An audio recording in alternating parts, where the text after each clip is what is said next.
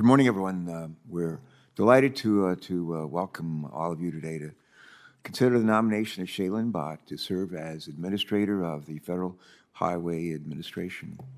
I see that you were joined by your wife, Neelam. Neelam, very nice to see you.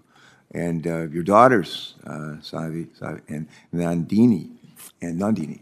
How are you?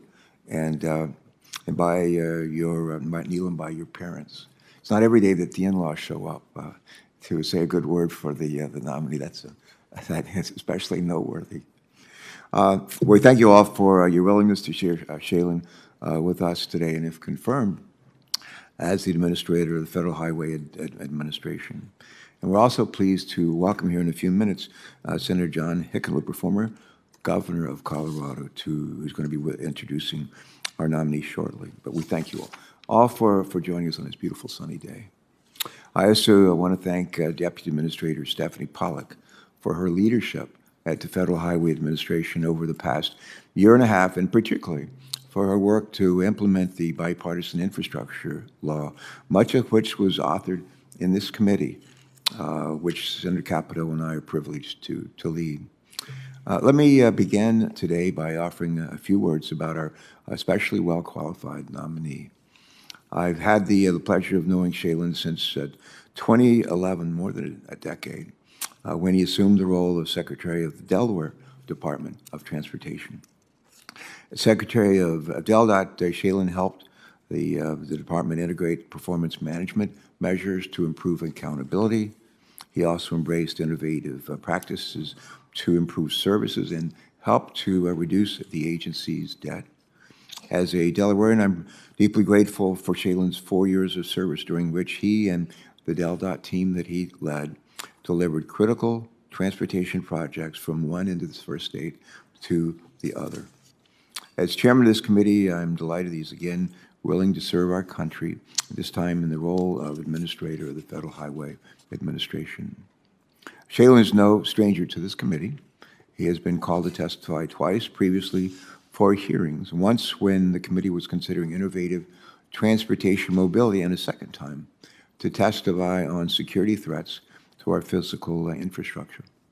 Throughout his interactions with our committee, he has demonstrated a commitment to being responsive, something that's very important to all of us, but responsive to the questions and the concerns that we have raised with him throughout the years. Shailen also brings a wealth of experience to this role, in addition to serving as the state transportation leader in Delaware and in Colorado. He has served in the federal government as Associate Administrator for Policy and Government Affairs at the Federal Highway Administration. Just as important, he is experienced at the local level and with transportation nonprofit advocacy organizations, as well as in the private sector, in his role as Senior Vice President of AECOM, a multinational infrastructure consulting firm that I think most of us are familiar with. There's little doubt that this is why his nomination has been welcomed warmly by numerous transportation stakeholder associations. They include the American Association of State Highway and Transportation Officials, which awarded Shailen their President's Special Award of Merit in 2020 for his outstanding and exemplary contributions to the transportation field. Outside of his qualifications and accolade, it's important to note that Shailen's nomination comes at a pivotal time for the Federal Highway Administration. Last year, our committee led the way in drafting the service transportation legislation became the foundation on which the Bipartisan Infrastructure Law was built. We literally wrote it in large part in this room. And as you will recall, this historic law provides much more than $350 billion of investment in our nation's highway programs, including a significant increase in funding for competitive grants to be administered by the Federal Highway Administration. As we know, last month, the Congress also passed the Inflation Reduction Act, providing more than $5 billion in funding for grants to improve equity and access to reduce emissions from cement, from steel, and other roadway construction materials. The Inflation Reduction Act also includes additional fundings to facilitate timely environmental review of transportation projects, ensuring that the American people feel the benefits of these investments without delay. From day one, the current administration set a goal of partnering with Congress to rebuild and enhance critical infrastructure while improving climate and equity outcomes. Less than 2 years later, I'm proud to say we've made great progress toward that goal. Now, the work of implementing these historic investments could not be more urgent. We know that far too many Americans continue to lack access to safe walkways, reliable public transportation. Traffic crashes and fatalities, which were already far too high, have risen sharply since the start of the pandemic more than 2 years ago. And as the largest source of greenhouse gas emissions in the United States, dramatic changes are still needed to significantly reduce emissions from the transportation sector, from the cars and trucks and vans that we drive. We must do so while also protecting the American people and our critical infrastructure from the effects of extreme heat, flooding, and other climate disasters. Addressing these goals of safety, of equity, and of climate mitigation have been priorities at the U.S. Department of Transportation during the implementation of the Bipartisan Infrastructure Law. I'm confident that Shailen will be able to pick this ball up and run with it, as he has done time and time again. I pray that the Senate will move expeditiously to confirm him for this important role. It has been left vacant for far too long. From our years of working together, I know Shailen to be hardworking, intelligent, fair, and open-minded. Confirmed, I'm confident that he will be committed to working with all 50 states and territories and every senator to address the transportation priorities in their communities. We'll hear from Shailen shortly, but before we do, let me first turn to Senator Capito for her opening statement. Senator Capito. Thank you, Mr. Chairman, and thank you for calling the hearing today. Good morning and welcome to Mr. Bhatt and his very beautiful family. It's so nice to see you all right there on the front row. You reading your books. I love that. That's great. Congratulations on your nomination to serve as an administrator of the Federal Highway Administration, FHWA. And I appreciate the frank conversation that we had yesterday in my office, and thanks for spending so much time with me. As we discussed, for almost 2 years, we've been operating without a Senate-confirmed administrator at FHWA, and it's been 2 years for the agency, much too long. The President signed the Infrastructure Investment and Jobs Act, IIJA Act, into law almost a year ago. It was cold that day. Remember that? It was cold out there. The foundation of the IIJA was the committee's bipartisan... I remember you stood out in the crowd. Yes, I did. Thank you. Was our Bipartisan Surface Transportation Reauthorization Act of 2021. The IIJA included unprecedented funding to address the needs of our nation's road and bridge infrastructure. It stood up a number of new programs and included significant project delivery provisions, such as an environmental review and permitting reforms for highway and bridge projects.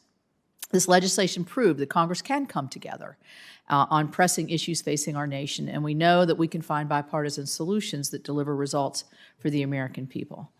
The staff at FHWA has been working hard to implement the IIJA, but there's still a lot of work to be done in order to ensure that funding gets out the door, shovel-ready, and worthy projects move forward, and the law is implemented as Congress intended. As we mentioned yesterday, time is money, and in this inflationary times, it's become, I think, much more of a challenge with supply chain issues as well. I'm troubled and concerned by some of the implementation actions that the FHWA has taken in the absence of a Senate-confirmed administrator. While we all expect that FHWA would prioritize the actions of the IIJA that advance the priorities of the Biden administration, and I do have a great deal of concern when it appears the agency is outright neglecting to implement certain provisions of the bill, mainly the project delivery actions. I submitted questions for the record regarding implementation of the project delivery sections as a follow-up to our March meeting with Secretary Buttigieg on IIJA implementation, but we have still not received any responses from DOT. Simple questions like, what modal administration is overseeing implementation of each section of the law shouldn't be a hard question to answer. Implementation deadlines should be readily available for the department to provide. With these easy questions unanswered, it begs the question, is the department not actively planning implementation of certain sections of the law? This question is even more pressing as FHWA took it a step further by prioritizing the implementation of policies that were purposely left out of the law. This was the subject of our hearing with, for me anyway, with Secretary Buttigieg. We have seen this carried through in numerous guidance memorandum, beginning with the December 16th FHWA memorandum to staff entitled, quote, Policy on Using the Bipartisan Infrastructure Law Resources to Build a Better America. And then in programmatic guidance documents from the National Highway Performance Program, the Surface Transportation Block Grant Program, and the PROTECT Program, just to name a few. Among those other items, these guidance documents encourage recipients of highway formulas to flex funding into transit investments. It discourages states from moving forward with projects that add highway capacity.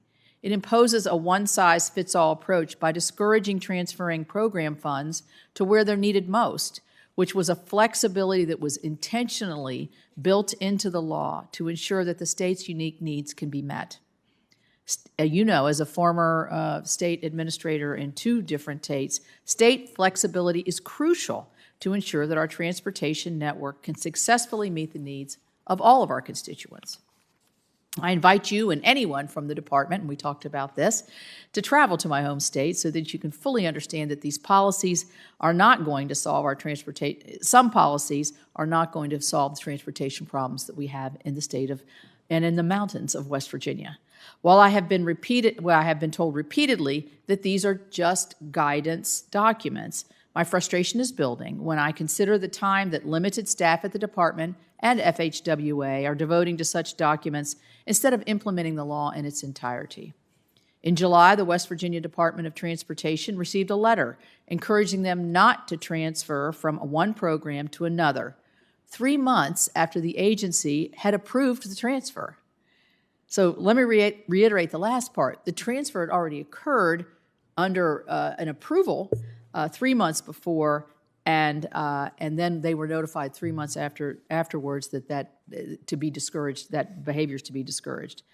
I'm also hearing about a lack of responsiveness from FHWA and inconsistency in responses from division offices across the country, another issue that we talked about in my office. Recipients of funding are looking for consistent direction from FHWA that adheres to the law. If this does not happen, we run the risk of this investment not being fully utilized and the goals of the legislation not being fully realized as inflation adds urgency to maximizing this historic investment. It is time that the FHA stop spending limited staff resources on what the political appointees' wish list is, and that instead focus these resources on implementing what is actually in the law. The entire law that Congress negotiated and passed with strong bipartisan support and that the President signed. I'm very interested to hear if and how you plan to turn this situation around and to understand what your priorities would be if confirmed. Will things look different than they do now, or will it be more of the same? This is a pivotal moment. FHWA has the opportunity to provide the states and other funding recipients with the guidance and support necessary to build a modern transportation network that works for all Americans, or the agency can serve as a roadblock. I'm hopeful that if confirmed, you will lead FHWA in upholding the law, that your priorities administrator will recognize that transportation needs throughout our nation are different in every state, and that you will not push a one-size-fits-all approach. Chairman Carper, I yield back. Thanks very much for that statement. I would just we're going to hear from Senator Hickenlooper. You're good to come by and say a good word for Shailen. When I was coming near the end of my time as governor of Delaware, people would say to me, "What do you want to do next?" And I would say, "I'd like to move to another state and be their governor too."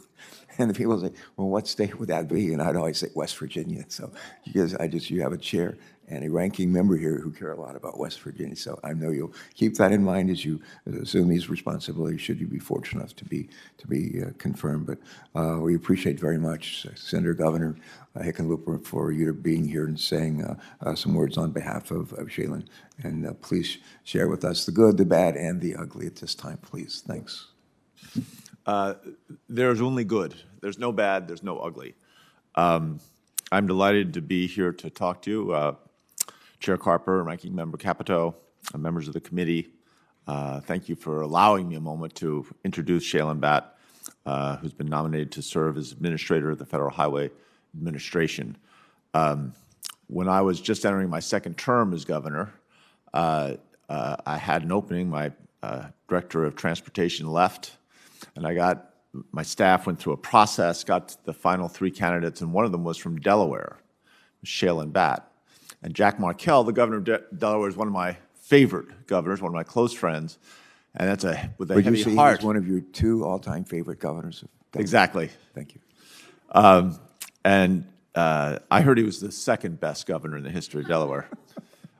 I wouldn't go that far. I went to great lengths. I called with a heavy heart, Jack, and said, I won't even interview this person if it's a problem, because I knew Jack was the kind of person who would never accept that, and he would insist that Shailen get his fair interview.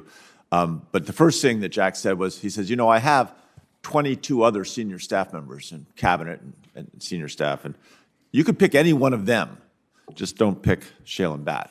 And we laughed. And of course, Shailen was so remarkably prepared to run a state like Colorado. He came in as executive director of the Colorado Department of Transportation, and his ability to work with disparate interests in different groups all over the state was truly remarkable. And I'm delighted to see he's here with his wife, Neelam, his daughters, and I always mispronounce her, Nandini and Samvi, reading those books. They work almost as a unit, and I think Shailen gets a lot of his family, his power, his superpowers from his family. He got off to a quick start at the Colorado Department of Transportation. He opened the I-70 Mountain Corridor, which was connected with nearby express lanes. He launched something we called Bustang, which was a bus service in the mountains. Get it? Bustang, Mustang. One thing about working with Shailen is everybody has fun. The staff, everyone's working on ways to do the work properly and quickly and efficiently, but to make sure that they're having fun along the way. He's probably most famous in Colorado for fixing what we call the Gap, which was a 12-mile stretch of I-25 between Denver and Colorado Springs. It had been just 2 lanes in each direction since the interstate was built. The traffic congestion was unspeakable, and Shailen took it on, and not only took it on, but got it done. It opened, and it was a massive enterprise. It opened last year, almost 10 years before schedule. He'd be equally happy to go to Boulder, Colorado, work on biking lanes, as he was to go down to the San Luis Valley in the far southern part of the state, work on getting crops to market more quickly. He strove at all times to deliver results for all Coloradans. And I think Shailen put his heart and soul into that. He also helped create a forward-looking transportation future. He led a feasibility study to build something called the Hyperloop, which I was told the rumors of him using in back office, referring to the Hyperloop as some twisted concoction of my name. I was told with great confidence that wasn't true. He oversaw the world's first commercial delivery by a self-driving truck, an autonomous vehicle. He deployed new autonomous protection vehicle to protect construction crews from distracted drivers. In other words, having vehicles that were protecting workers on the road at the same time as without putting a driver at risk there. All of this really demonstrated his bold initiative towards innovation and looking at how do we meet our evolving transportation needs. As we implement this massive investment in our infrastructure, I cannot think of anyone better suited to lead the Federal Highway Administration. He is apolitical. He is focused on results. He is able to bring people from all different facets, backgrounds, to the same point of compromise. And he really will ensure safety and reliability on our highways at the same time he is creating efficiency in getting things built. When Mr. Bhatt left Colorado, which was a sad day for us all, the Denver Post described him as a fierce advocate for transportation innovation. Given this experience, I not only support his nomination, I really look forward to his confirmation. I'm happy to answer questions from any of the members at any point along the process. Thank you for inviting me to make this introduction, and I yield back to the chair.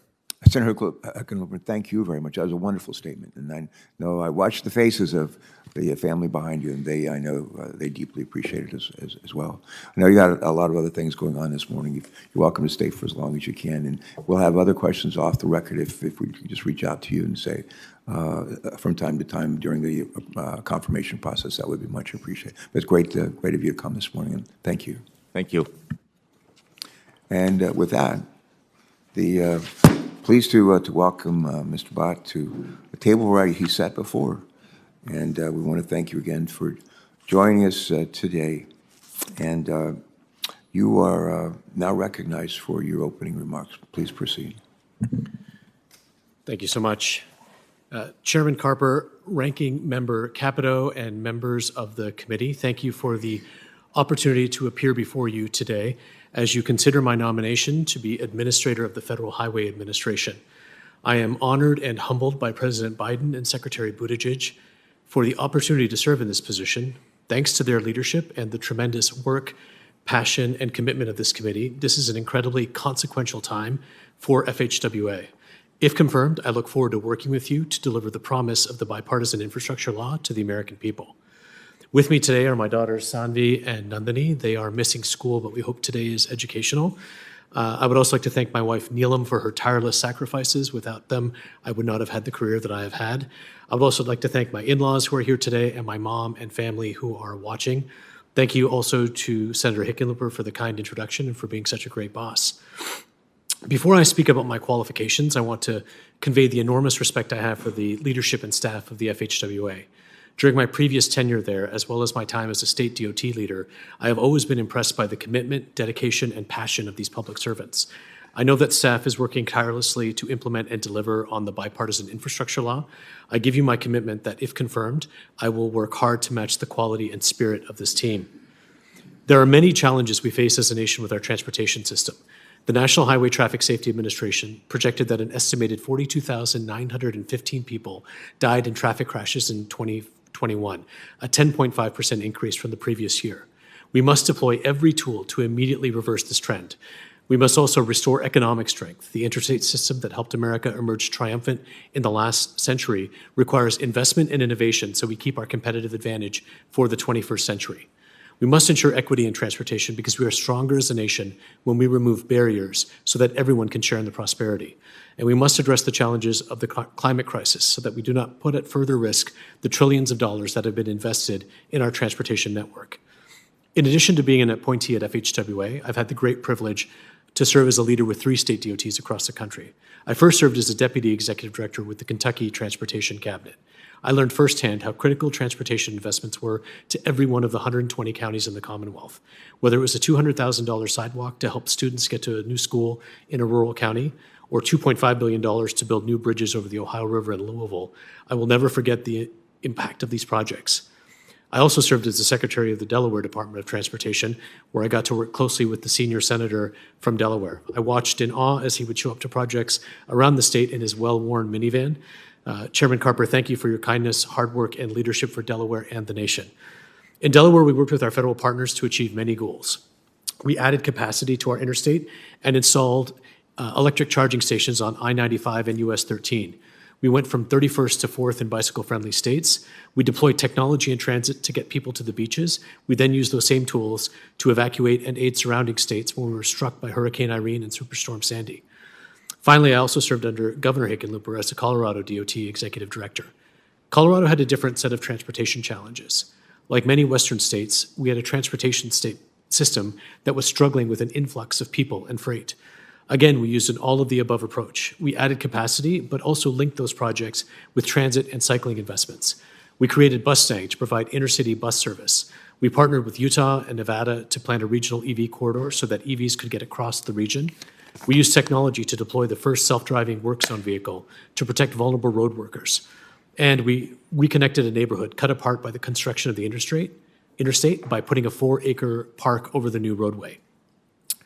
I share these experiences with this committee because my career has taught me that we get the best results when we work together and listen. It is important for local leaders to listen to their constituents who are most impacted by these projects. It is important for state officials who own and operate the network to listen to the needs of their communities. Most importantly, it is critical that FHWA listen and understand the needs of the people they serve to be a true partner. Having served at the local, state, and federal level, as well as in the private sector to deliver these projects, I fully understand the importance of listening and partnering. If I am confirmed in this role, I promise to be a trusted partner and commit to strengthening our world-class highway system while enhancing the quality of life for all Americans. Thank you for your time and consideration. I look forward to your questions. Shailen, thanks very much for your testimony. We're now ready to begin with some questions for you. Senator Capito and I have agreed to 2 5-minute rounds of questions with additional rounds at the discretion of the chair. Again, though, this committee has 3 standing yes or no questions that we ask of all nominees who appear before us. So let me ask you those questions. Number 1, do you agree, if confirmed, to appear before this committee or designated members of this committee and other appropriate committees of the Congress and to provide information subject to appropriate and necessary security protections with respect to your responsibilities? Do you?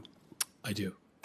Second question. Do you also agree to ensure that testimony, briefings, documents, and electronic and other forms of communication or information are provided to this committee and its staff and other appropriate committees in a timely manner? Do you? I do. And finally, do you know of any matters which you may or may not have disclosed that might place you in a conflict of interest if you are confirmed? I am not aware of any matters that would place me under conflict of interest that have not been disclosed. Well, fair enough. With that, we have a request from Senator Inhofe to proceed out of order, and he needs to leave earlier. Senator Inhofe, we're happy to do that. Go right ahead. Thank you, Mr. Chairman. I appreciate that very much. I have the same problem I had once before. Make sure that doesn't happen again. But, Mr. Bhatt, in my home state of Oklahoma, our State Department of Transportation maintains an 8-year transportation plan directing funds to projects that will have the greatest benefit to the people of Oklahoma. And I mention this because, as we discussed in my office, that's what really needs to be done. Get on with it, get it done, and quit talking about it. You have a great reputation for keeping that kind of discipline, which I appreciate very much.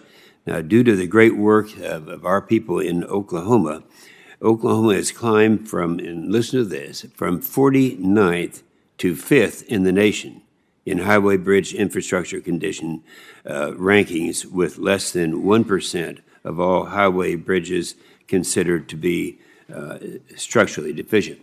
And I bring this up because this folds right into the amount of work that you can get done because of your proven work ethics, and I look forward to that. So in your experience, how do you project delays in, how do project delays affect infrastructure investment made by states in the federal government? Well, thank you for that question, Senator Inhofe. And I am still good friends with the former director, Mike Patterson, and I'm really pleased to hear that Oklahoma has made such great progress in bridge condition, because that's a critical component of a transportation network.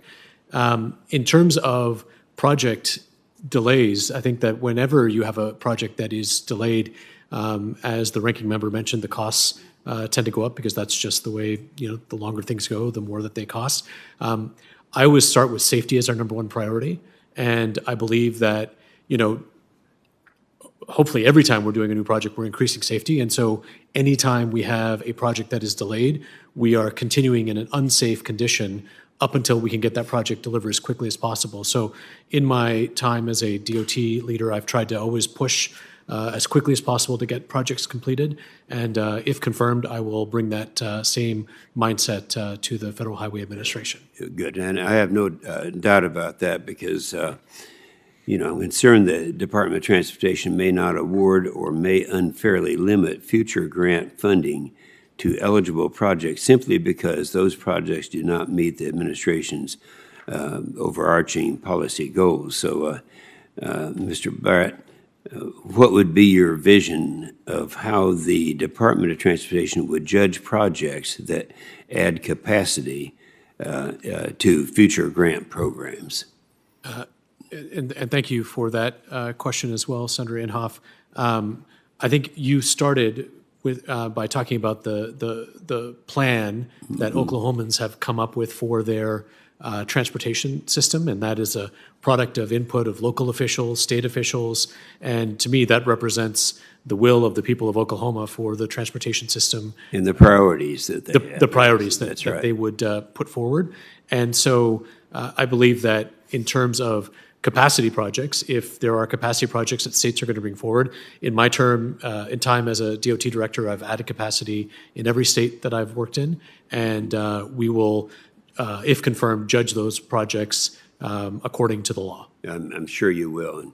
And I have to add that it's unfair that you have all that beauty wrapped up into 3 little girls. Well, just in the interest of time, I'll be brief. I was hoping they'd look like me till later in life.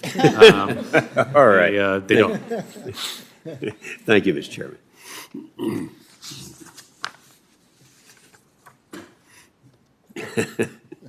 All done? All right. You're quite welcome. Mr. Bhatt, as chairman of the committee, I've sought to find ways for our infrastructure investments to also promote equity for communities, and that have not always been treated fairly. Every state here that's represented in this committee has communities like that, every one of us, certainly in Delaware, certainly in West Virginia, and frankly every other state as well. The Bipartisan Infrastructure Law and the Inflation Reduction Act both included programs with an emphasis on improving equity. As you know, if confirmed, how will you help states and local communities invest in projects that uplift economically disadvantaged and marginalized communities? What opportunities do you see to improve the technical capabilities of disadvantaged communities to receive federal funds and successfully deliver projects? Thank you for that question, Mr. Chairman. I think, before I was ever considered for this position, I think equity is an incredibly important concept because we don't want transportation to be something that people feel is being done to them. We want it to be something that people feel like we're doing with them. And, Governor Hickenlooper mentioned some of the projects that we did in Colorado. I would point to our I-70 viaduct replacement. It was a 50-year-old bridge that was in really bad condition, and the challenge in Denver was that on one side there were some important businesses for the city, and on the other side there was a school, there were neighborhoods that had been cut asunder, and I think that I just think about going to some pretty intense public meetings there and the community wanting to be heard. And so, as I mentioned in my opening statement, we tried to reconnect that community. We went to the school there, and we offered to build them a new school. And they said, no, this school is our school. This is our school in our community, so we want improvements made here. And some people thought that we were maybe taking too long, or it was not a good use of money. But my daughters go to a school called Gate Elementary in Michigan, and if there was a big highway project going in right beside them, I'd want a voice in that process. And so my commitment is I've seen these projects from all levels, and if confirmed, I will make sure that equity is at the front of everything that we do. Good, thank you. So, Senator Inhofe is good enough to host in his hideaway most Thursdays that we're in session a Bible study.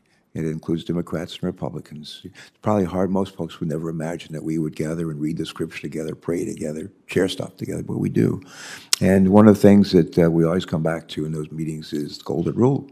Treat other people the way we want to be treated, whether they live on the other side of the street, the other side of town, the other side of the world. And so it's an important ingredient in the legislation that we've written, and we're anxious to see that we pay full attention to it going forward. I'm going to ask a question, if I could, about resilience. This year, the National Oceanographic and Atmospheric Administration updated their projections for sea level rise in a report recently that found that sea level sea levels will rise by an additional foot by 2050. Let me say that again.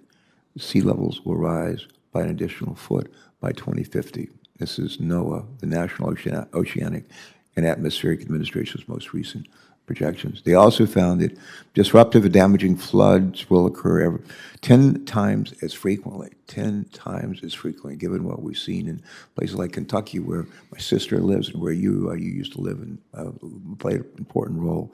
The future is, with respect to flooding, the present is just frightening. But it's clear that at this point, the world cannot avoid the effects of global warming, and communities will need to find ways to adapt to higher temperatures and more frequent natural disasters. My question, if you were confirmed as administrator, how would you have states account for these risks in the planning and design of future highways and other federally funded assets? Thank you, Senator. In listening to your question, I think about Prime Hook, which is a community on the coast of Delaware that I first learned about during Hurricane Irene.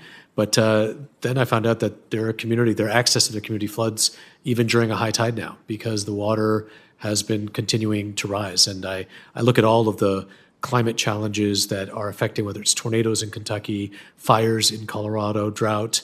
This is something that our infrastructure was not designed to deal with. And so I think if confirmed, I'll want to make sure that we take an approach that we did in Colorado, which was looking at our assets from a climate resiliency standpoint. So we actually discovered a culvert on I-70 that was really critical, that if it had washed out would have caused a massive road detour. So bringing a scenario approach to it to say you need to consider this, I think might be a good approach. All right, thank you. And with that, let me turn to Senator Capito. It's your turn. Thank you, Mr. Chairman.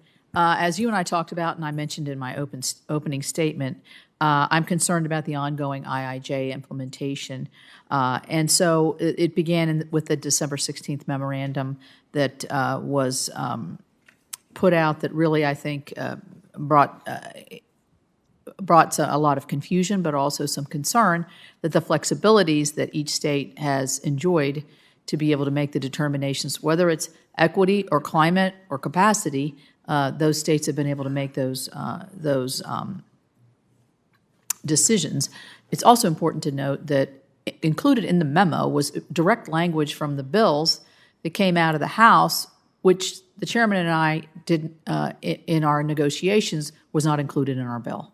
So that's the will of Congress. So what is your view of this memorandum, and how do you see it being used by FHWA moving forward? Thank you, Ranking Member Capito. And yes, I heard you clearly yesterday, and I've also watched the hearing from March, and even outside of that, I've heard from a lot of stakeholders in the industry about, initially was there some confusion from states. I would say that I believe that a lot of that confusion is beginning to abate because of statements from the Secretary where he has said that he intends to uphold the law. And I would say that if confirmed, I would want to make sure that working with our state partners that they understand that, we just want to be consistent in following the law, and that we will absolutely do that. And I would just point to, as I mentioned yesterday, the project in Maryland that did receive a record of decision that involves added capacity as a signal that even before my confirmation is being considered, that FHWA is moving forward with some capacity projects. Thank you. The other issue that we talked about was the inconsistency between the divisions, where you might get West Virginia might get an answer in one area, and then North Carolina might get a different answer from their division. And I think that's particularly important when you look at this in light of the guidance that is out there, but also the effects of the law and the intentions of the law. So what can you do to resolve those broad inconsistencies? And I think you recognize they do exist. Thank you for that question as well. I would say that from my experience before with federal highways, sort of one of the backbones of federal highways is the fact that we have a division office in all 50 states. And that's a great thing. But what can be challenging is those divisions are filled with people.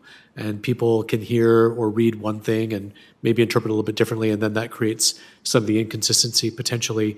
And so one of the things, if confirmed, is I will plan to issue, obviously, clear communication, but then also follow that up with a lot of communication and visits with those division offices, so to make sure that we are able to spread this message of, we're one agency and therefore there's one answer for that gets consistently delivered to all of our states. Well, I think that would be much appreciated in some sense, because it does eliminate time. If you think your other states or other regions are doing things differently, you're going to go back and keep trying, and that's more time, that's more money, that's more inability to get things done. I mentioned the thing that happened in West Virginia where the transfer of the funds, of the 50% of the funds, went to another program, which is allowable in the law, and that they had received 3 months after they were given permission to do that, a letter discouraging them from doing that, which makes you wonder who's writing the letters. But I would like to know that you would uphold the right of states to transfer up to 50% of certain highway programs to other eligible highway programs, and if you have any thoughts on that particular issue. Thank you. Did you ever do that in Colorado? Absolutely. Thank you, Ranking Member Capito. So absolutely, we have flexed dollars. I mean, delivering projects is a delicate balance. Right. Of federal dollars, state dollars. So you flex. You have CMAQ money, and there's eligibilities for it. So I think that when states are coming and saying we need to flex funds, we want to make sure that we are making sure that we're allowing them to deliver those projects as quickly and effectively as possible. So when you were the transportation administrator in Colorado, you flexed funds as much as 50%? Don't recall. I don't want to give absolutes, but we absolutely worked with Dr. Cog in Denver to for CMAQ money to go to them, and then we'd match it with state dollars. So I'm sure some of the bus tank funding. I just want to go back and double check, but yes, flexing is something that came out of federal law a few years ago, right? And it's a great tool for states. I appreciate your emphasis on that. Thank you. Thank you, Senator Capito. And next, I think Senator Cardin is going to join us by WebEx. Senator Cardin, are you there? No, he's not on WebEx by the moment. All right, Senator Kramer is next in line. He's not here just yet. He's left. Senator Whitehouse is here, and I see we've been rejoined by Senator Hickenlooper in the back. Thank you for coming, returning to showing your support. Senator Whitehouse, please. Thank you, Chairman, and welcome, Mr. Bhatt. I'm sure you are a wonderful gentleman, and Senator Hickenlooper insists that Colorado is a wonderful state, but you do have a terrible disadvantage, which is that you have no coast, or at least you have it in several million years.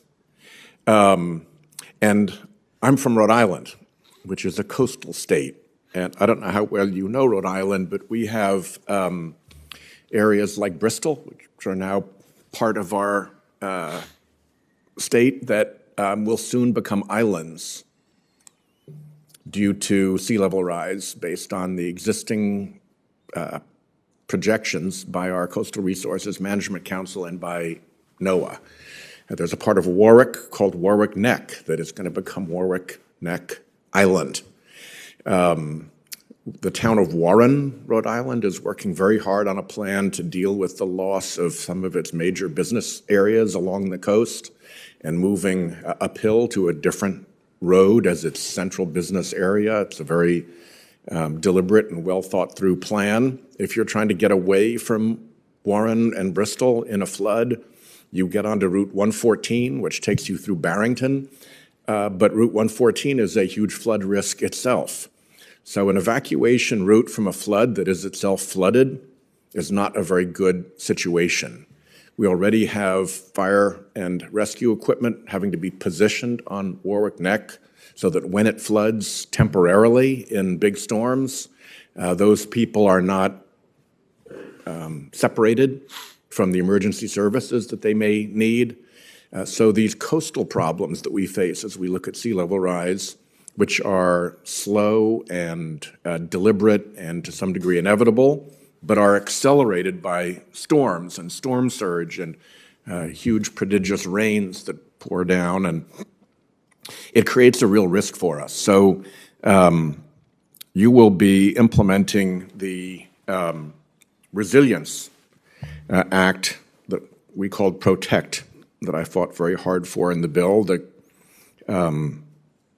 formula grants are out, but the competitive grant program still needs to be developed.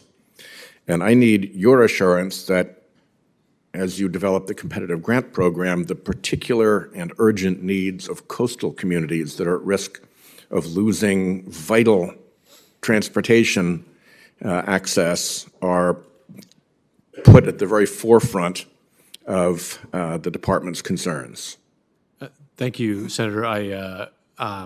I appreciate your concern, and from my time in Delaware dealing with Hurricane Irene, Superstorm Sandy, I think looking at some of the inundation maps, where basically east of Route 1, just because of the topography and the lack of, just the lack of any kind of elevation, we had to develop massive plans around evacuation. How do we get people out? How do we provision them when they're there? What do we do with debris? So I completely understand and appreciate that challenge for coastal states. And my commitment, if I'm confirmed, will be to work very diligently on this issue, because it's one that I think we've been looking at for a while. But it's a mix of adaptation, some hardening, but it's a big challenge.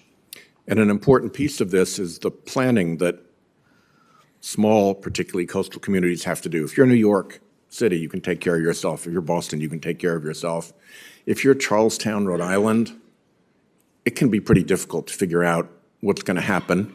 You've got Moody's, your bond insurer, banging on your door saying, what are you going to do about this? Because there's a foreseeable loss of property value and therefore municipal revenue when the valuable coastal properties are flooded out or become uninsurable or become unmortgageable.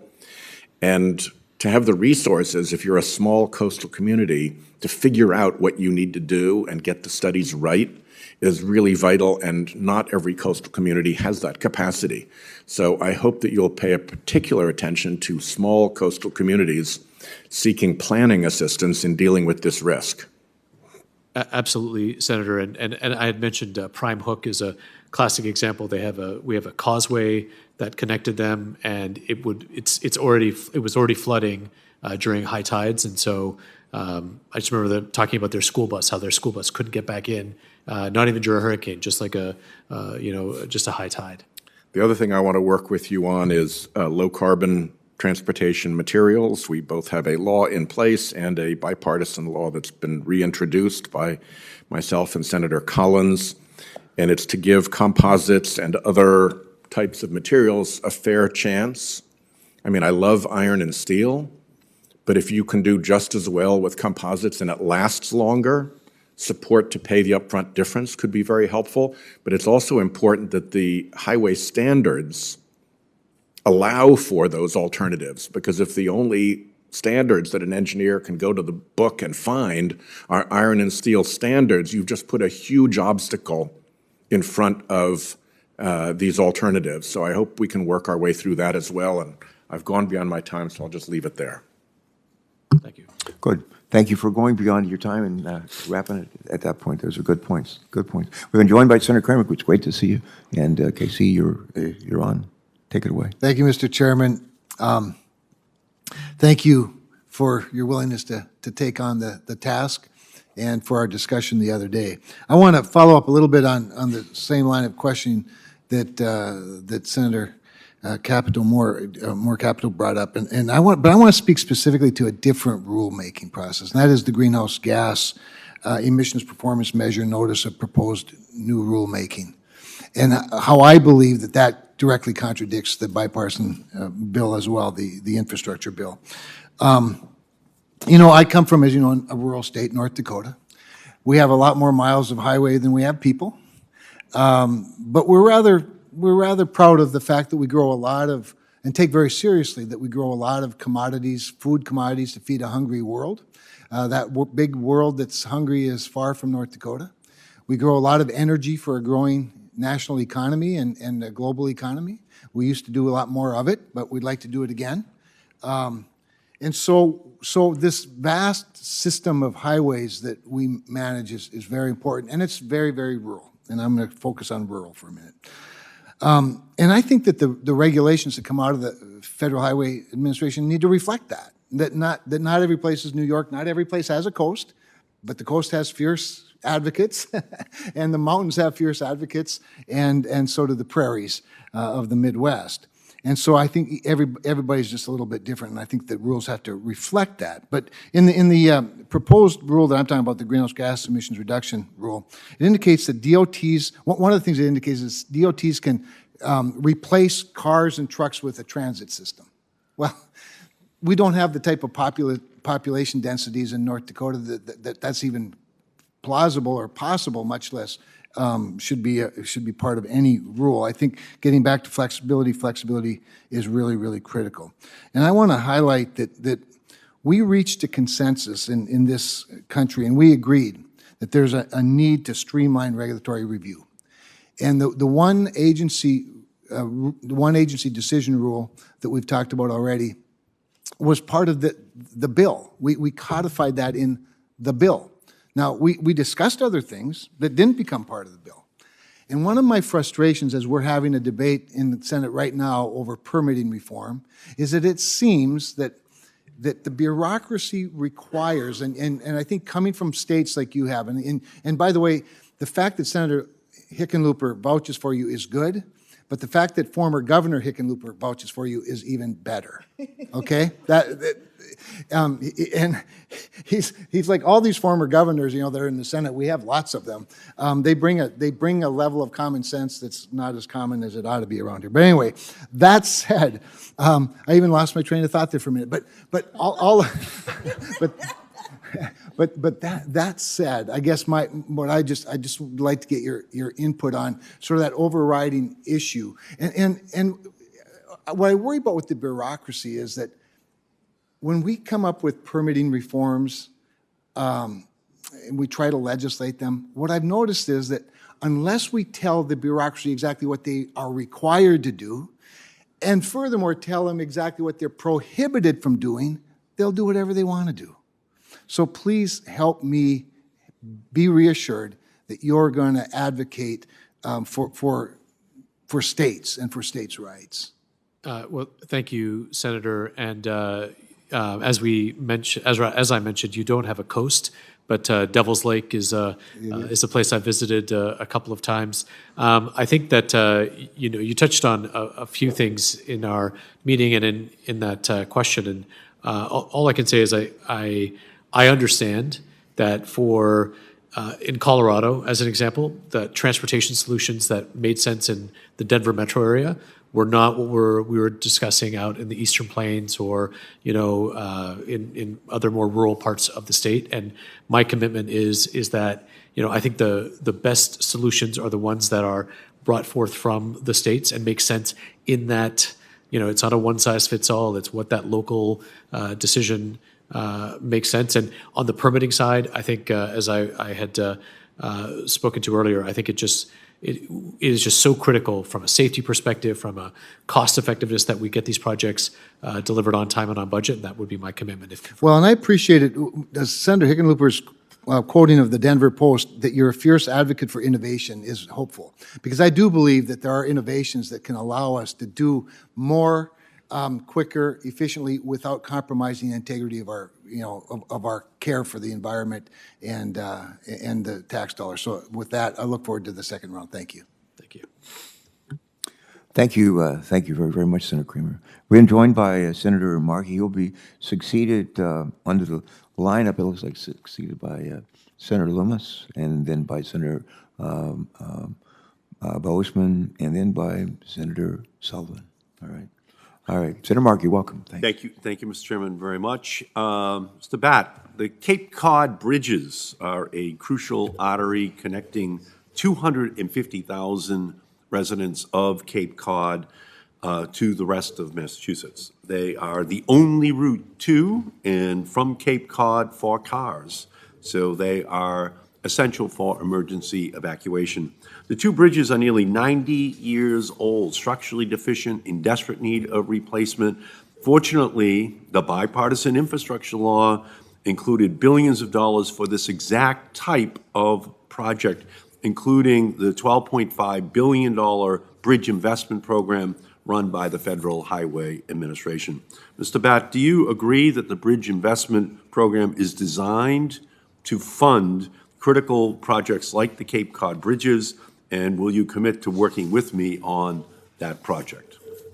Thank you, Senator Markey. As we discussed at length yesterday, I understand how critical these bridges are for Massachusetts, and I would agree that from my reading of the language that's exactly the kind of project that we want to support with that bridge money, and if confirmed, I look forward to working with you to solve that challenge. No, thank you, and I appreciate that. No project is more worthy of federal funding than that project.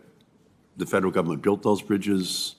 It's almost 90 years ago, and if they're not replaced, we're going to have big problems up in Massachusetts. And over the past decade, fatalities for pedestrians and bicyclists have risen by 50%. In 10 years, fatalities for pedestrians and bicyclists have increased by 50% in the United States. And that's why I fought for the Bipartisan Infrastructure Law to include my active Transportation Infrastructure Investment Program, which promotes walking and biking infrastructure and supports active transportation networks that allow people to safely travel without needing a car. Active transportation networks help reduce transportation emissions, increase mobility, and improve physical fitness. We have to ensure that our streets are safe for all road users. Mr. Bhatt, do you agree that active transportation networks both improve auto safety and reduce emissions? Thank you, Senator. Absolutely. In Delaware, we went from 31st to 4th in bicycle-friendly states, and I did that as the secretary. I now am really concerned about this as a father. My daughters and I and my family go biking a lot, and absolutely active transportation is a critical component, and safety. Okay, so I urge the Federal Highway Administration to begin issuing grants under this program as soon as Congress provides the funding. And on climate change, I also want to talk about the Federal Highway Administration's new greenhouse gas emissions performance standards. That rule is long overdue and critical to addressing the climate crisis. The transportation sector accounts for an estimated 31% of total carbon emissions in the United States in 2021. We are driving our climate off a cliff. If we're going to live in a net zero emissions future, we need to drastically cut our transportation-related emissions starting now. Mr. Bhatt, do you agree that we have to immediately act to reduce our transportation emissions? Thank you for that question, Senator. I think it is pretty clear that there is a link now between emissions and greenhouse gases and some of the climate events, and I'm really glad the Bipartisan Infrastructure Law had the first title recognizing that. And so, yes, I would agree that we should take an all-of-the-above approach to try and make an effective change there. Thank you. And I'm looking forward to working with you as the Federal Highway Administration finalizes its greenhouse gas emissions rule, and looking forward to working with you in the future. Thank you, Mr. Chairman. Thanks, Senator. Thanks, Senator Markey, for joining. Senator Lummis, you are next, and unless something else, someone else comes in between you and Senator Bozeman, Senator Bozeman will be next after you.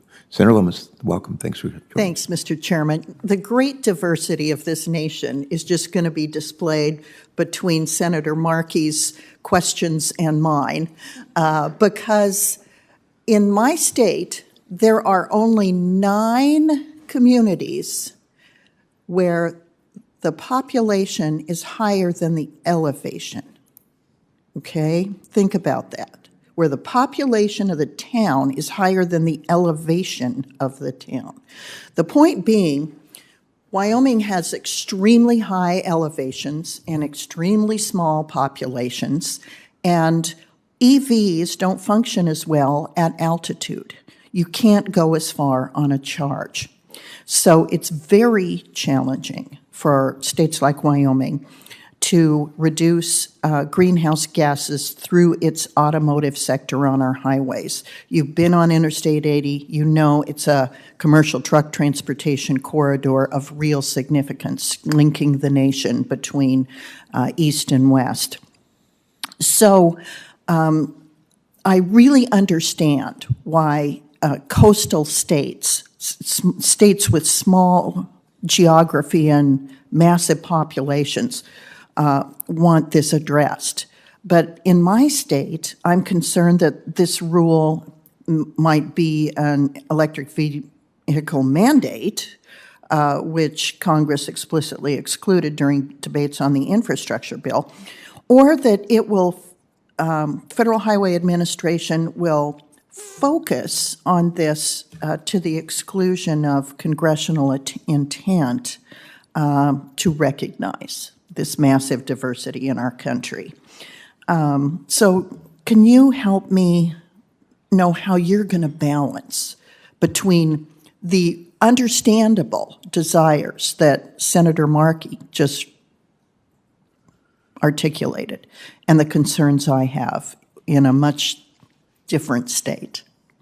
Thank you, Senator Lummis, and thank you for that conversation yesterday. And I would say that having worked in Delaware and in Kentucky and in Colorado, you become very aware of just what a beautifully diverse country that this is, and how a one size fits all doesn't always work there.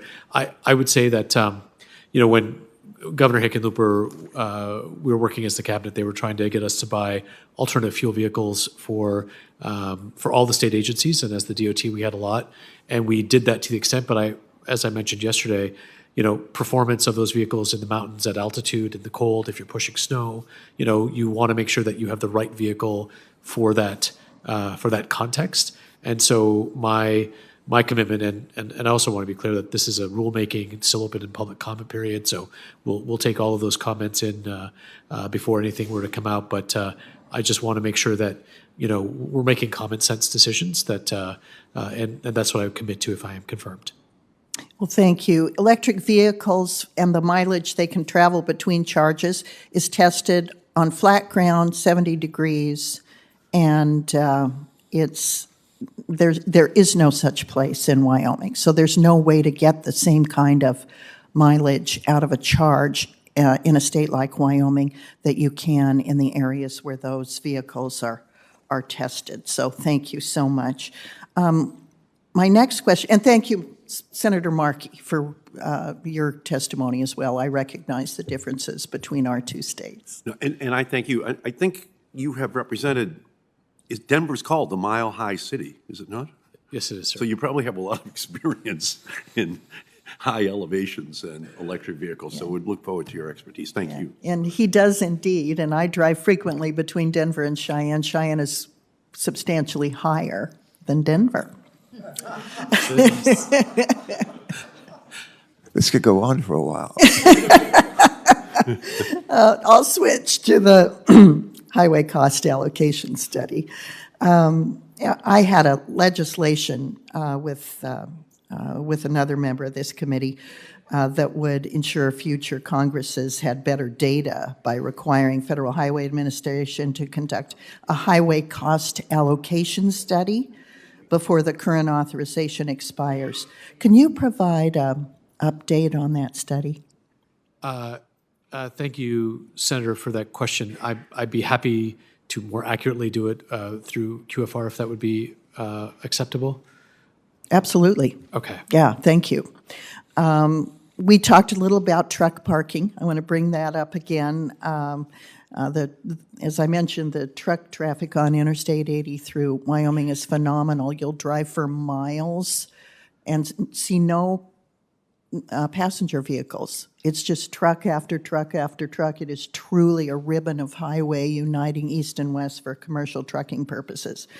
And the lack of truck parking is a major concern.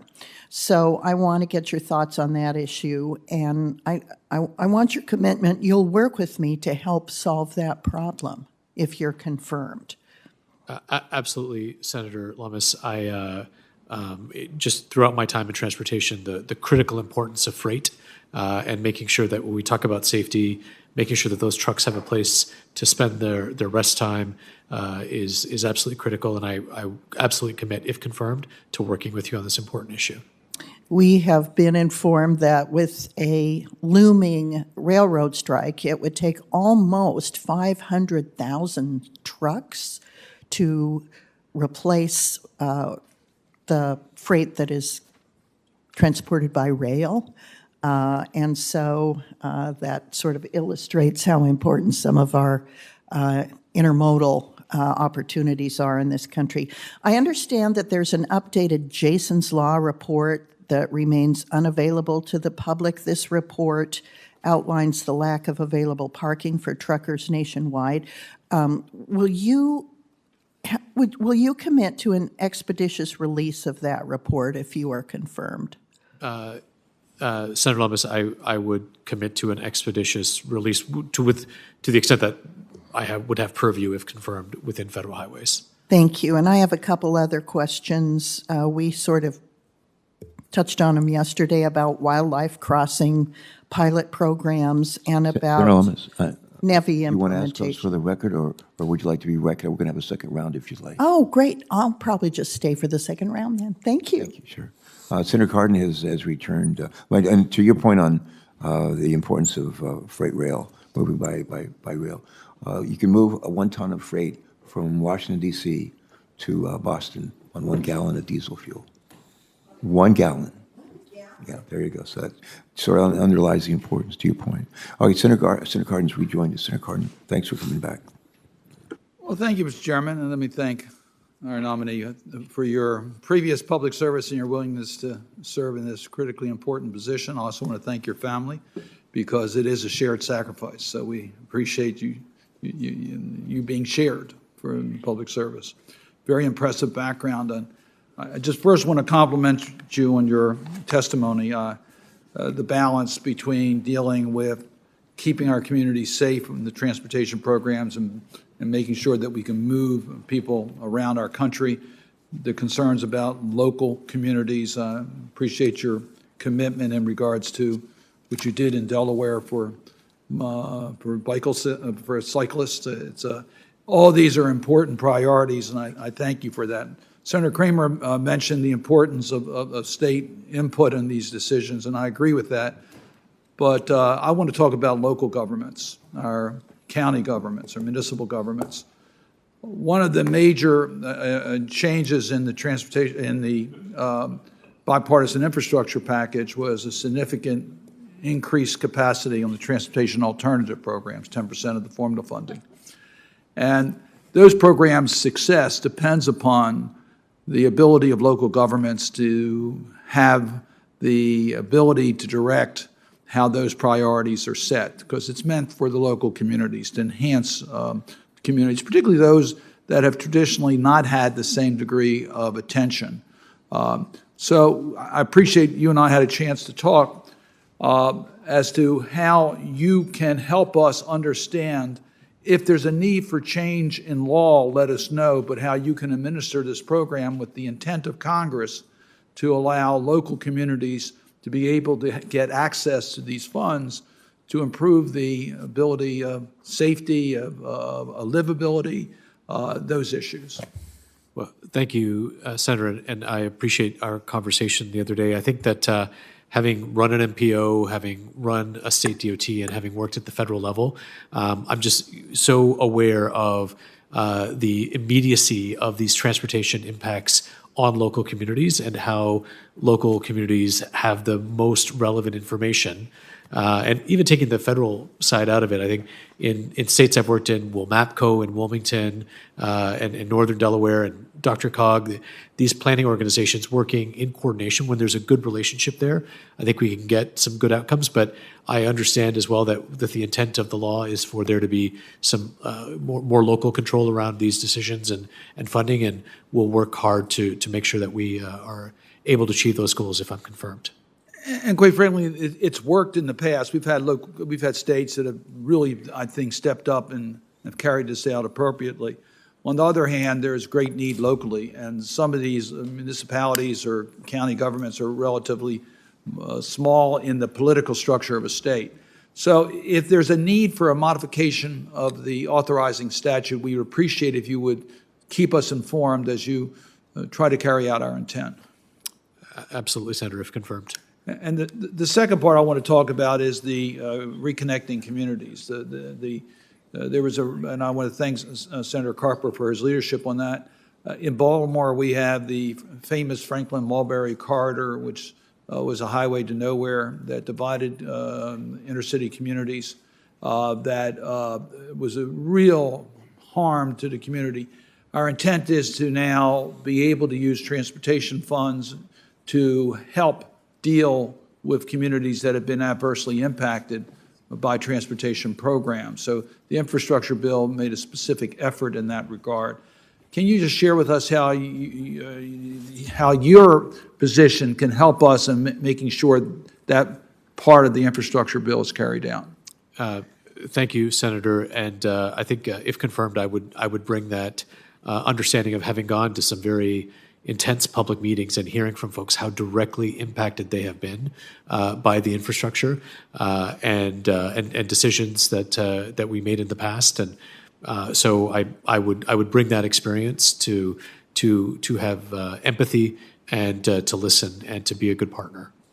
And I think the key here is balance. We recognize how important transportation infrastructure is to our economies.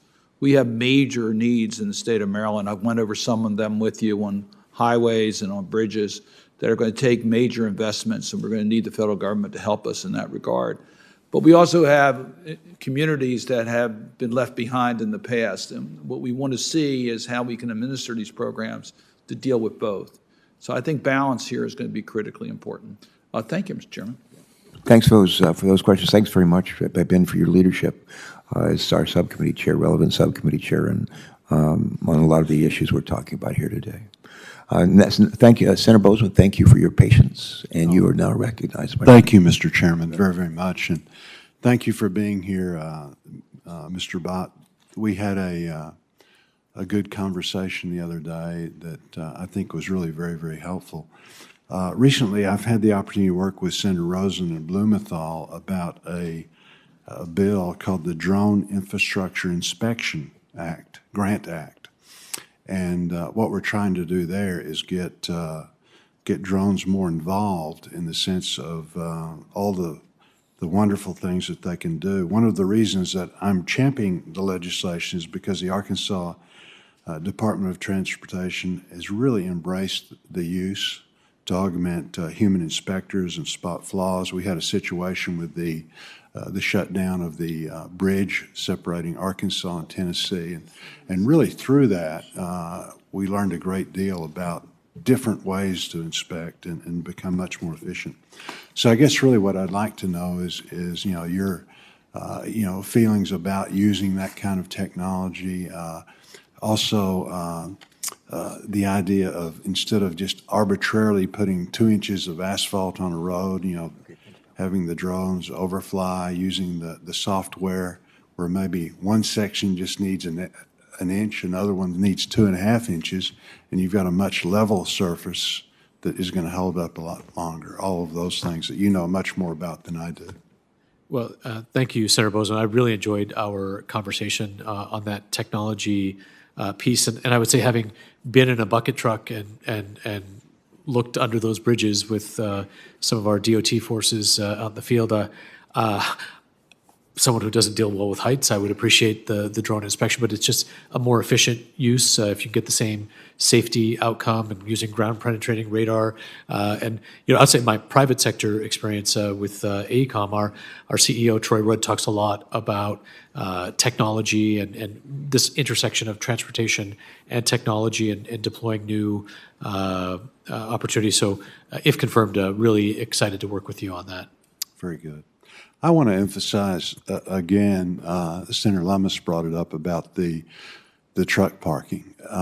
Arkansas, as you know, is a big trucking state, one of the biggest in the country. And I'm told that it's not uncommon at all for truck drivers literally to drive around 2 to 3 hours looking for a parking space, in the sense that, they're getting dinged if they don't find it, and it's that big of an issue.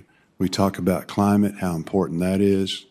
We talk about the supply chain, the fact that these things are so fragile anyway. We don't have the ability to have the truck drivers and the fleets that we need right now to transport anyway. And then the carbon that's emitted by, maybe a third of the day, a quarter of the day spent instead of doing something productive, like I say, just driving around looking for a spot. So I guess really what I'm asking is for you to commit. You're going to have some discretionary dollars that you can work with to work with us so that we really come up with a solution. We studied this thing, we've this and that, but it is low-hanging fruit. It's something that we really could make, I think, a huge difference with the supply chain. Well, thank you, Senator. I know it's a very important issue. It came up with Senator Lummis as well. And I would just say that, those hours of service are so precious that we want to make sure that they are productive. And there are technology solutions that alert drivers as to where they might be able to find a rest spot. So we want to try to push that with all the eligibility that's available under the law. The House has introduced the Truck Parking Safety Improvement Act. How it's being passed by T&I. The committee, right now it's not able to move forward. I'm being told that part of the reason is that it's stalled because of delay in receiving technical assistance from Federal Highway. So that's something else I'd really like for you to look into, and you can probably do that for me now. And I know that folks are listening, which we greatly enjoy working with the commission. They do a very, very good job. But we need to move forward on that. Tell me, as we talk in 25 seconds, tell me, have you got any other ideas about the supply chain, things that you can do to be helpful? And is there any other low-hanging fruit out there that we can help you with? I think that, thank you, Senator, for that. I think that supply chain has been a critical issue for DOT since Secretary Buttigieg has got there. And I would just say very briefly, I think you've got ports and then you've got bottlenecks for the roads that come out. There's traffic, there's equity issues. And so my commitment, if confirmed, I want to take that all of the above approach to say, like, what is the low-hanging fruit that we can go out quickly and make some positive impact? Good. Thank you. Thank you, Mr. Chairman. Senator Bozeman, thanks for coming early and staying late. Thanks for your questions as well and participation. Next is Senator Kelly, and then we'll move to Senator Sullivan. Thank you, Mr. Chairman. Thank you, Mr. Bhatt, for being here with your family. I see your daughter's reading Charlotte's Web over there. It's fantastic. It's a good book. I wanted to start by and begin by discussing, some of the important infrastructure projects that we have in Arizona. So Arizona is different. It's just different than most states. When the interstate highway system was designed in the 50s and 60s, Arizona's infrastructure needs, they just look different. Compared to other regions, our interstate highways are not designed to meet the needs of our growing state and the growing southwest region. Right now, portions of Interstate 10 between Phoenix and Tucson, which are the two largest metropolitan areas in the state, they still just have 2 lanes with no access road. And a single accident can cause traffic jams for hours. This happens almost every day. And despite being 2 of the fastest growing cities in the country, Phoenix and Las Vegas still are not connected via an interstate highway. So that's why I worked to create the new National Infrastructure Project Assistance Program, which we are calling the Mega Projects Program, to fund major transportation projects with national or regional economic, mobility, and safety benefits. Or in other words, projects like this I-10 expansion between Phoenix and Tucson, or the construction of a highway between Phoenix and Las Vegas, or even Tucson and all the way to Las Vegas, which would be called I-11. The Arizona Department of Transportation and our regional partners are committed to getting these projects done. And I'm hopeful that the Federal Highway Administration can be a partner in these efforts. So, Mr. Bhatt, would you agree that Arizona and other fast-growing states have different roadway infrastructure needs than other states? Thank you, Senator Kelly, and I actually heard that you bring that up in the March hearing as well. And Senator Hickenlooper talked about the gap. There was a 12-mile stretch between Colorado Springs and Denver that we worked to accelerate that delivery, because to me, it's not just a capacity issue, it's a safety issue. If a crash on a 2-lane road, you have 1 lane taken by the crash, 1 lane for emergency vehicles, and you shut down the entire roadway. And so if confirmed, I would look forward to working with you to try to resolve these issues. And do you think this infrastructure law can help states like Arizona or Colorado fund long overdue interstate expansion projects?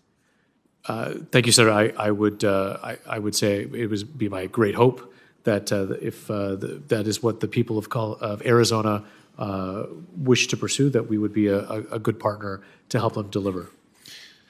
So a little bit different topic here in my remaining time. As you know, nearly all of the Federal Highway Administration's funding programs require localities to provide a local match in order to receive grant or formula funding. And this often puts small and rural jurisdictions at a big disadvantage, when it comes to competing for funding from the infrastructure law. In some instances, rural communities, they can sometimes find a way to meet the minimum local match requirement, but then they're outcompeted by larger and more well-resourced jurisdictions who can offer a higher local match. Or worse case, many rural communities may choose not to apply for funding because they cannot meet a local match requirement. Congress has provided some flexibility to these requirements. For example, the Rural Surface Transportation Program allows applicants to use other sources of federal funding to satisfy a local share. And states are stepping up too. This year, the Arizona legislature created a $50 million SMART fund. And this fund is used by the state to help small, rural, and disadvantaged communities meet federal cost share requirements or cover planning and design costs. So, Mr. Bhatt, can the Federal Highway Administration, what can you do there to help make competitive grant programs accessible to communities with limited capacity in terms of developing applications and having to meet a local match? Thank you, Senator. I understand that it is important that all communities are able to take advantage of that, and I know there's some technical assistance that is available, and if confirmed, I look forward to working with you to make sure that all communities of all sizes are able to participate. All right. Thank you. And thank you, Mr. Chairman. You bet, Senator Kelly. Thanks for your faithful attendance to these hearings. I like to say we're saving the best for last, but that might be a little bit of a stretch. I'm not sure. Senator Sullivan, it's always great to be with you. And you are recognized, my friend. Thank you, Mr. Chairman. Thank you. For as long as you wish. Oh, well, maybe not quite that long. Mr. Bhatt, congratulations, you and your family. Thanks for your willingness to serve. I want to kind of build on what Senator Lummis had talked about in terms of the diversity of our great nation. And I don't always like to brag about Alaska. Well, actually, I do like to brag about Alaska, but we're what I like to say, resource-rich but infrastructure-poor state. Now, I know you've spent time in Delaware, Colorado, Kentucky. Just give you a little sense of the size. Senator Markey's not here right now, but we're 73 times bigger than Massachusetts. And we have way less roads. 14 times bigger than Kentucky, 20% of the roads. 6 times bigger than Colorado, 15% of the roads that Colorado has. I don't like doing this to the chairman, but since he's here, 228 times bigger than Delaware and much, much less road miles than Delaware in Alaska. Over 82% of the communities I represent don't have roads connecting them at all. So we are uniquely challenged, and I will raise another area in which we're uniquely challenged. When you try to build a road in Alaska, simple road, not very controversial in the lower 48. Pretty much every radical far-left environmental group in America sues to stop it. They want to keep Alaska, quote, pristine. Ambler Road, King Cove Road, roads of the National Forest, and the Biden administration's in on it with them. The big joke in Alaska is the Biden administration loves talking about environmental equity, environmental justice. I'm all for that, Secretary Buttigieg. But there's a big exception. They don't want to give environmental justice or equity to indigenous people in Alaska, the native people. 20% of the population almost. This administration turns equity issues on its head because they discriminate against Alaska Natives. And you and I are going to learn about this. So have you ever been to Alaska? I've been to Juneau, sir, for a Washita conference. Okay, so one of the things I'd like to get your commitment on, if confirmed, is to commit to me to get up to my state, with me, without me, it doesn't matter, and get around and see. You can't build a road in Alaska. And the people it's hurting the most are indigenous people. And Pete Buttigieg and everybody else talks about equity and all this stuff. And in my state, they don't give a darn about the people who really need infrastructure. It's the native people mostly. So can you commit to come to Alaska with me and see these issues firsthand?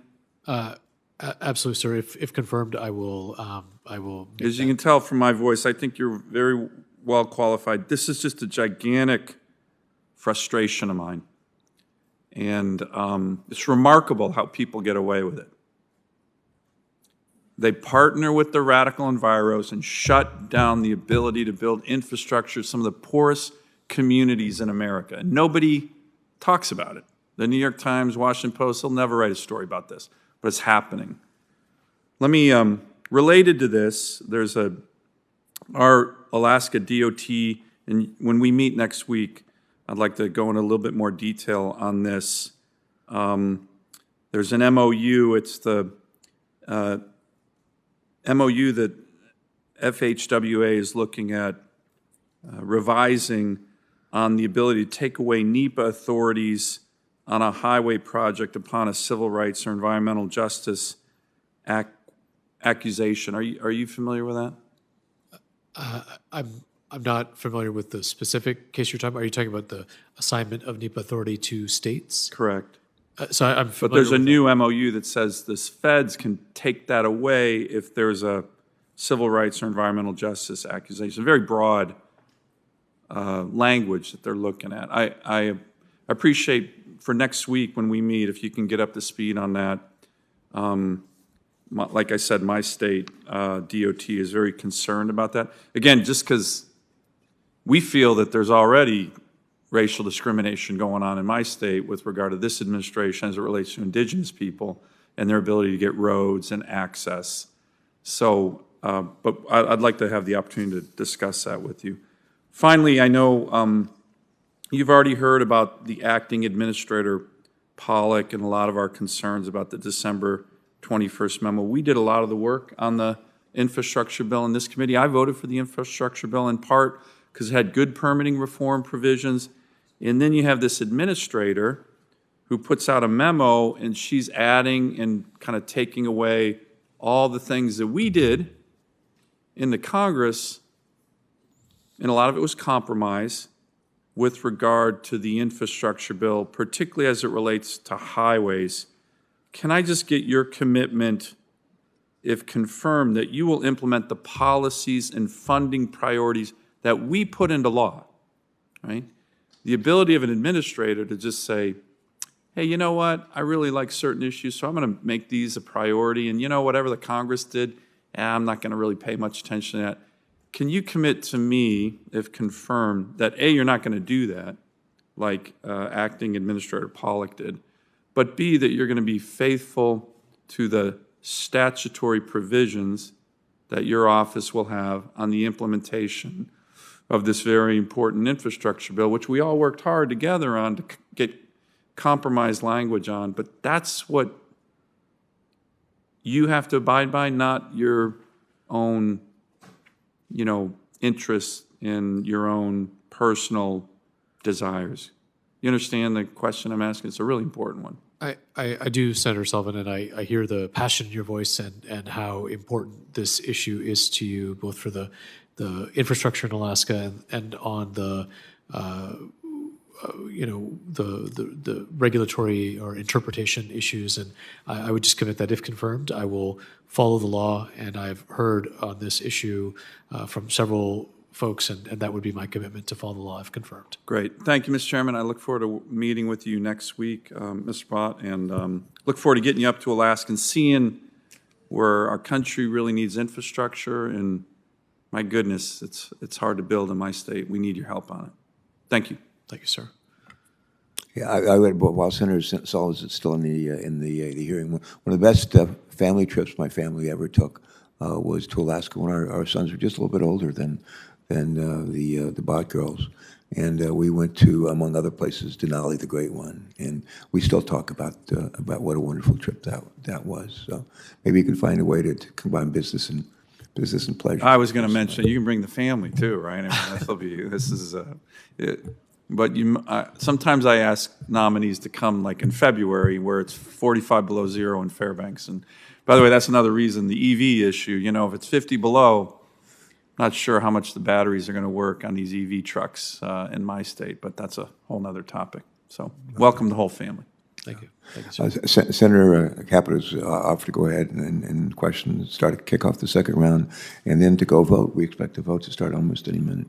And Senator Capito, thanks for doing that. Thank you. Thank you. Thank you again for being here. I just have a quick statement. I mentioned in my opening statement that I had submitted questions for the record for the Secretary from his opportunity in March. It's been 6 months. We haven't received any answers, and so I would ask that you take that back. That my frustration at not having been responded to is not taken lightly by me, and I would appreciate some responses. So I know that's not your fault or in your realm of responsibility right now, but I do know that you're going to be having conversations. So if you would just relay that message for me, if they don't hear it right now, I wanted to reiterate it. But I really thank you and your beautiful family for being here. Thank you. Thank you, Ranking Member Capito, and I'm quite certain that your message has been transmitted effectively. Okay. A couple more questions, and we'll break for lunch around 1:30. No, I don't think it'll last that long. Let me just say, I say this with tongue only partly in cheek. We're blessed with some wonderful sons, and when they were, how old are your girls? So Sanvi will turn 9 on November 1st, and then he just turned 7. Yeah, I'd like to say that if the shoe were on the other foot and I were the witness testifying at my hearing, confirmation hearing, I'm not sure I'd have brought a 7 and a 9-year-old boy to sit behind me and to expect them to behave as well as your daughters have. But it's a great tribute to both your wife and to you, maybe to their grandparents for just a great. I think your performance is pretty impressive here today, but frankly, so is theirs. So, and I can barely see your wife's lips move when you speak. So, I have a couple of questions, and we may miss a few of our colleagues may come by. I think Senator Lummis may come by, and someone else may just drop in. You never know. And but we'll wrap up before too long. A question with respect to transportation materials, and as you know, vehicle emissions from the transportation sector represent the largest single source of carbon emissions in our country, accounting for something close to 30% for all U.S. emissions in 2020. Another major source of carbon emissions comes from the construction of the roads themselves and from the materials to build those roads. The Inflation Reduction Act, signed and enacted by the President just here a couple of weeks ago, provides funding to federal highways to incentivize the use of lower carbon and carbon sequestering construction materials. And my question, if you're confirmed as administrator, what steps will you take to address the carbon emissions associated with roadway construction. Thank you, Chairman Carper. And yeah, I think obviously if we're going to try to reduce carbon, we want to take a look at every place where it's being introduced. And I think there's a couple of things here. One of the benefits of the career I've had an opportunity to travel abroad, and I think there's a lot we could learn. We got warm mix asphalt from Europe, where we could reduce the temperature of the asphalt as it was coming in. There's some really exciting work that's going on around recycled plastics in pavements, green cement, and so I would say that we obviously want to make sure these materials perform to the standards as are needed. But if I am confirmed, I look forward to making sure we're deploying all the appropriate materials in those. In the infrastructure. Okay, thank you. I also want to ask a question with respect to assistance for local recipients. Historically, the Federal Highway Administration has worked, I think, primarily with states in administrating the Federal Aid Highway Program. The Bipartisan Infrastructure Law and the Inflation Reduction Act created a number of new opportunities for local governments to be direct recipients of federal highway dollars. However, these local agencies don't always have the institutional knowledge. They don't always have the knowledge of the highway procedures or regulations and a bunch of the requirements that come with that. So as these laws are implemented in the weeks, the months ahead, it's going to be critically important for the federal highways to provide hands-on technical assistance and support for local agencies. If confirmed as administrator, will you work to ensure that agencies are providing, that the agency that you would be leading, the agency you'd be leading, if confirmed, is providing all necessary assistance to counties, to cities, to towns to enable them to build local capacity to deliver federal projects? Thank you, Mr. Chairman. Absolutely, we want people to be successful in their application. We want them to be successful with their groundbreaking, and we want them to be successful all the way through their ribbon cutting, and I would commit to that if confirmed. All right. That's mention one other thing I can. I don't have any more questions, but I don't know if I've ever said this to you before, but. One of the questions I like to ask people when I travel around the country is what makes them happy. I like to ask people, well, what makes you happy in your life, in your work, whatever you do? And, I'm always struck by the response of, I like to help people. I like helping people. And one of the great things in the jobs that you've done, they had and across the country, and the job that we have here, and in our other roles that we've played in our lives, we get to help people a lot. And one of the best ways we can help people, and also help them help themselves, is to make sure that they have a job and the ability to provide for themselves and their families. The 8 years, my colleagues have heard me say this a time or two. The 8 years I was privileged to be governor of Delaware, more jobs were created in those 8 years, I'm told, than any 8 year in the history of the state of Delaware. I did not create one of them. And but what I did is we worked with a lot of stakeholders in government, outside of government, and in order to try to create a nurturing environment for job creation and job preservation. Workforce, really clean air, clean water, low crime, access to elected officials and appointed officials, the ability to invest some of our public monies in research, trying to figure out how can we monetize that research and turn it into job creation activities. There's all kinds of exports, make it possible for, but also critically important in creating that nurturing environment is the ability to move people and products where they need to go, when they need to go, in a cost-effective, environmentally friendly way. Do you want to add any reflections you might want to add to that as they pertain to the job that you've been nominated to do? Yeah, well, thank you, Senator. And the first part of the question was what makes me happy, and I would say when people say that my daughters are well behaved and just their general happiness. I mean, I think any parent just always feels like they're and actually that's probably one of the biggest challenges of taking on this role. And I want to thank my family for their willingness to sacrifice some of that time, because I'm not going to be able to spend as much time with them.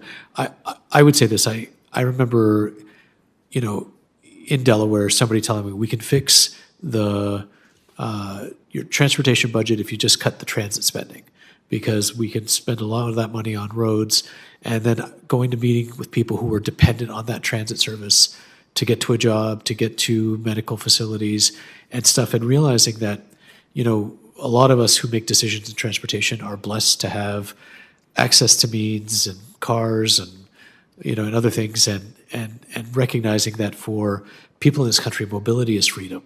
And for some people, it means it's a car. For other people, it might mean bike ped. For other people, it might mean transit. But just that understanding that in this career that I've had, there are projects that have been delivered and decisions that we've made that we've tried our best to help people. And in Delaware and in Kentucky and in Colorado, maybe things are a little bit better because we made and delivered some projects. All right, thank you. And before I have a short closing statement, is there anything else you want to, maybe there's a question you wish you'd been asked that you weren't? And if you want to take a shot at that, you're welcome to. Is there any just a closing thought you'd like to leave with us? They always ask you that in a interview, like, is there anything that you think we should have asked you? Mm-hmm. And I always feel like you shouldn't say anything at that point, because if you've got this far, then why create another problem for yourself? I would simply say, you'd be amazed. Whenever I do this a lot, and at the end of a hearing, offer the witnesses the chance to say a question they wish they'd been asking. Almost always they do. Always take advantage of that, and almost never get in trouble. So. I've testified a number of times, and I'm not one of those people that take advantage of that. I would only say as a closing statement, as I had said earlier, I am aware of. I'm honored and humbled to be considered for this role. I'm aware of the magnitude of the role, and if I'm confirmed, I will strive to live up to the expectations I know that this committee and the American people have for federal highways at this critical time. All right, thank you for that. I want to thank you for taking the time to appear before us today. I want to thank your family for being here, for your wife for how many years? Yeah, the answer. There was no delay. The microphone was off. Married in 2010, so it'll be 12 years. Whew, that was the highest. My blood pressure just spiked right there. Wow, 12 years. 12 years. The best answer I've ever heard to that question is not long enough. Yeah, not long enough. That too. But I want to say to your bride and to your girls, and to your mother-in-law, your father-in-law, so much to thank them for being here today and for the support that they really convey by their presence and demeanor. My own wife and our sons can tell you that being the husband or the father or just the child of somebody who does this kind of public work, this is a lot of, we work hard for the money, and it's a joy to do that. But we're just very, very grateful to them for sharing you with us. Before we adjourn, I got two final items. First, I'd like to ask unanimous consent to submit into the record a variety of materials related to today's hearing without objection. So ordered. I love making unanimous consent requests when there's nobody here who could object, and this is just one of my favorite things. Finally, I would note that senators are going to be allowed to submit written questions for the record through the close of business on Wednesday, September 28th. We will compile those questions as they're submitted, and we'll send them to you, and we'll ask for a reply by Wednesday, October the 12th of this year. And seeing no one else has joined us either remotely or in person, this hearing is adjourned. Thank you. Thank you, sir.